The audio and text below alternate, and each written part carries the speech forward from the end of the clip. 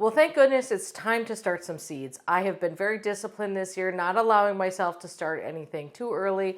For me, it never works out. All I do is end up with unhappy seedlings, too much to take care of, and to be perfectly honest, by the time April rolls around, I am really sick of all those seedlings. So I am trying to be very disciplined this year, which means that I haven't started anything yet.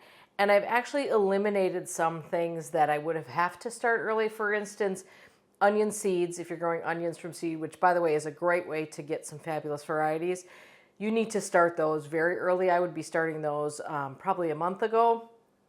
I sort of decided that that's a lot to manage and take care of for a long time. So last year I went back to growing onions from like onion starts from little plants. It just is one way to maximize the light space that I have, which is not unlimited. But it is time to start a couple of cooler season things, including Snapdragons. And I'm also going to start a couple varieties of foxglove. Now, foxgloves are a biennial. Some foxgloves, though, will bloom the first year if you can get them started early enough. So that's what we're going to try to do with these. Some of these may not bloom this year. Some hopefully will. So I'm going to start with the Snapdragons. One of the things, I never really loved Snapdragons until I realized that they will bloom all year long. It is unbelievable. They were one of the first things to put up a flower. They last all the way till fall. I just keep cutting on the same plants. I generally use these strictly as cut flowers. I tried to grow them as sort of a garden flower, and they didn't really work in that way for me. So I put these out in the vegetable garden in one of the beds that I reserve for cut flowers. And we are doing Madame Butterfly Bronze and White. I've really liked this Madame Butterfly series. It has more open throats, so you don't get that little snapdragon look on it, but they're very pretty. Now, I think I have tried just about every way there is to start a seed. I've done soil blocks. I've done various little Jiffy peat pot type things. I've done directly into small cells. I've done a lot of different things. And last year I started doing this. And I have to say, for some flowers, I really like it. This is just a little mini seed tray with holes at the bottom. And I have been finding that this is kind of a good way for me that works for a variety of reasons. All we do is fill this up, broadcast sow the seeds into here, and then I pluck them out, and then I put them usually into cells. You could also probably go into a soil block at that point if you wanted to, but I just go straight into a cell. So one of the reasons I really like this method is that it saves a lot of room under lights. There's nothing more frustrating to me than having a whole tray full of cells and having a whole bunch of cells have nothing come up in them. So if you fill this up and start them here, then you can prick them out and put them into their individual cells after they've germinated, so you know every cell is going to be filled. Now, it is a little bit of extra work because you have to do that stage of pricking them out and placing them into their individual cells. I feel like this is a good one for me. Now, I'm going to do all kinds of other seed starting methods this year. This is just the one that I'm going to start with on these. Sometimes I feel like foxgloves can be a little finicky to germinate, so I think those in particular are a really good method for me to use for this. So we're just going to use regular old seed starting mix. And it's really dry, so I am going to pre-moisten this. Now, the other thing you can do with these is you can just stick this whole pot in a tray or even a sink full of water and just let it soak up, and the whole soil will get soaked doing that too. But this is really dry, so I thought I'd give it some water in the tray here. Okay, then I just fill this up. You don't have to fill this up, all the way, certainly, but you got to have, you want a little bit of root room in there. I also feel like this saves on potting mix, on seed starting mix, I should say, because you can actually, when you pot these on and prick them out and put them in things, you can, at that point, you can probably switch to a regular potting mix rather than using a seed starting mix. And I don't know about you guys, but I feel like seed starting mix might end up being hard to find this year.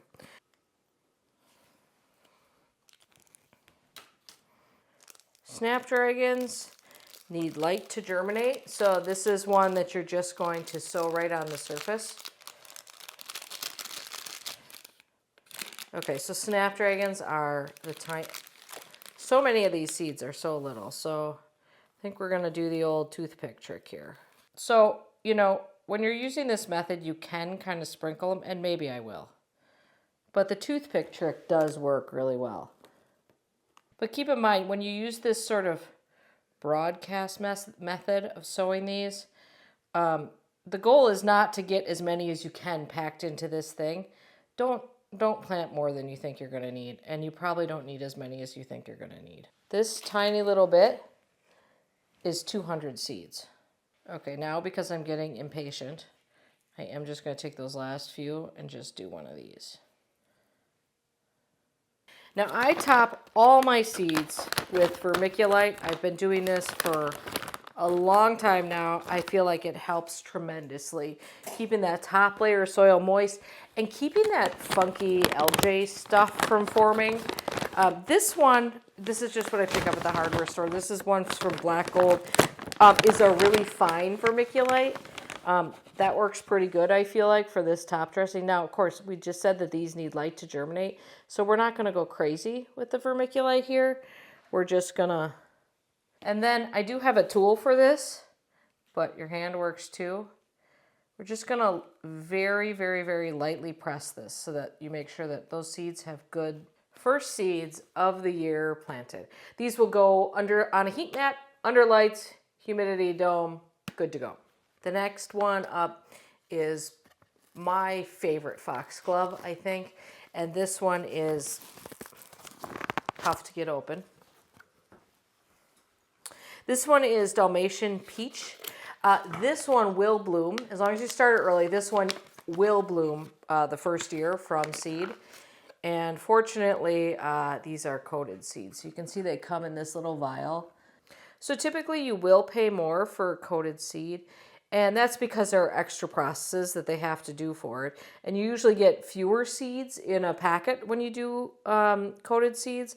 However, it's worth buying them, in my opinion, because trying to sow a dust-like seed is so hard. And that's half of the reason that things don't germinate well, is because they just have too much competition in there. So I just feel like, not to mention, it's just easier to distribute them. So foxglove like to grow cool. So I'm not going to put these on the heat mat, but they do need light to germinate. So I will just put them under the lights. They want about 60, 65 degrees to germinate. Okay, next up is rusty foxglove.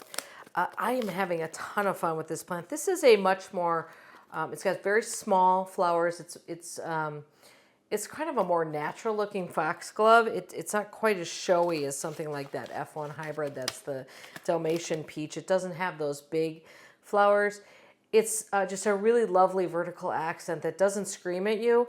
And it has kind of almost long pleats on its, like almost long stripes, textured stripes on its leaves. Quite pretty. Okay, now we're going to find out what foxglove seeds look like when they're not coated. This one behaves as a true biennial for me. I have not gotten these to flower the first year from seed. I've purchased possibly the same foxglove, but I'm not sure because they're both Digitalis parviflora. One is called milk chocolate and one is called chocolate. So I think what I'm going to do is sow these in the same tray and just sow half and half. On that Dalmatian Peach, a lot of people ask if you can save the seeds on that. I got caught up in that one year. The year grew really well for me. I saved a whole bunch of seeds from it. And then I realized, or rather remembered, that it's an F1 hybrid. So F1 hybrids stand for like first child, basically. It's a first generation cross, which means that when you save the seeds from something like that, you don't necessarily get what it was. In fact, you probably won't get what it was. You typically will get something that's maybe one of the parent plants, but you can't expect to get what you had before. You'll still get a foxglove, but it won't be the same plant that you grew the year before. So the nice thing with these little trays is that I can fit 3 of these in a regular 10 by 20 tray. So I'll put put all of these in a tray without holes in it, and I'll bottom water all of this, and we'll just see how this progresses. And then assuming something works, when it comes time to prick these out, I'll show you how to do that. So if you choose to use this method, you can. So the best way to start seeds is whatever way works best for you. Many of you love winter sowing. I fully encourage winter sowing. I think winter sowing is a fabulous method. I happen to have very little luck with it, which is why I don't do a lot of those things. By the way, foxglove would be a great thing to winter sow. So if you like winter sowing in milk jugs or whatever, something outside, give that a shot with foxglove because it's probably a lot easier. I just have very little luck with it, which is why I've sort of left the advice on winter sowing to people who know it better than I do. All right, have checked off the list, sowing the first seeds of the year. It's a little bit before I've got anything else on the list to sow. This is really still very early for us. I work off of a frost-free date of around May 9th, which is even a little iffy here, but I push it to that in terms of how I calculate things.